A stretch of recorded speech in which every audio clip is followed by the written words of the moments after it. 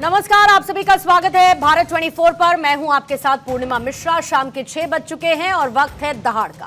Ahmedabad plane crash की प्रारंभिक report में विस्फोटक खुलासा हुआ और यह खुलासा हैरान और परेशान करने वाला दोनों है, क्योंकि रिपोर्ट में हादसे के पीछे की जो वजह बताई गई, लेकिन हादसे के लिए जिम्मेदार कौन है यह नहीं बताया गया।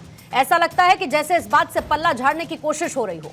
बोइंग की तरफ से जो स्टेटमेंट सामने आया है वो कहीं ना कहीं पायलट की चूक की तरफ इशारा कर रहा है, लेकिन एयर इंडिया की 15 पन्नों की रिपोर्ट में फ्यूल कट ऑफ को जिम्मेदार ठहराया गया।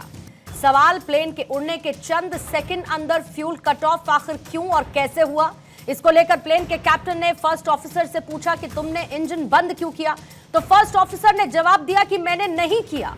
तो सवाल यह है कि फ्यूल कट ऑफ आखिर कैसे हुआ? क्या सच में पायलट की चूक थी या फिर टेक्निकल फॉल्ट की वजह फ्यूल स्विच बंद हुए हैं? आज इसी को एक्सपर्ट से समझने की कोशिश करेंगे कि आखिर अहमदाबाद प्लेन क्रैश का जिम्मेदार कौन है, क्या बताया जा रहा है, और उससे भी ज्यादा इंपॉर्टेंट क्या नहीं बताया जा रहा है। हमारे साथ मेहमानों का खास पैनल मौजूद रहेगा, लेकिन उससे पहले एक्सपर्ट्स की कुछ राय है इसे लेकर, आपको वो सुनवाएंगे। तो पहले तो ऐसा कहा जाता था देश में कहीं भी अगर किसी हेलीकॉप्टर का भी एक्सीडेंट होता तो हमें ब्लैक बॉक्स बाहर देश भेजना पड़ता था। लेकिन देखो कि एक दिन के अंदर हमारे एआईबी की टीम, बाकी एजेंसीज ने ये ब्लैक बॉक्स वहाँ पे मिला, उसको ढूंढा। उसके बाद 1 महीने के अंदर इसका प्राथमिक रिपोर्ट भी आया। तो मुझे लगता है कि बहुत अच्छा काम चल रहा है और एक के बाद एक मुझे लगता है कि इस पर काम होने के बाद फाइनल रिपोर्ट आएगा। मैं फर्स्ट डे से बोल रहा हूँ कि यहाँ जुडिशियल इंक्वायरी होनी चाहिए थी एएआईबी के साथ।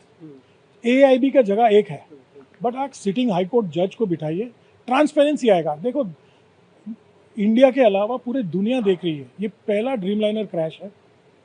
आज के तारीख में ऑलमोस्ट 1200 विमान है जो उड़ रहे हैं। 15 साल से कभी कोई प्रॉब्लम नहीं हुआ है ऐसे इस तरह। तो अगर ये हुआ है, we need to get to the bottom of it, we need to resolve it, because 260 passengers गुजर गए हैं एंड 260 फैमिलीज भी हैं, और देश की आबादी, देश भी जानना चाहता है कि क्या हुआ था।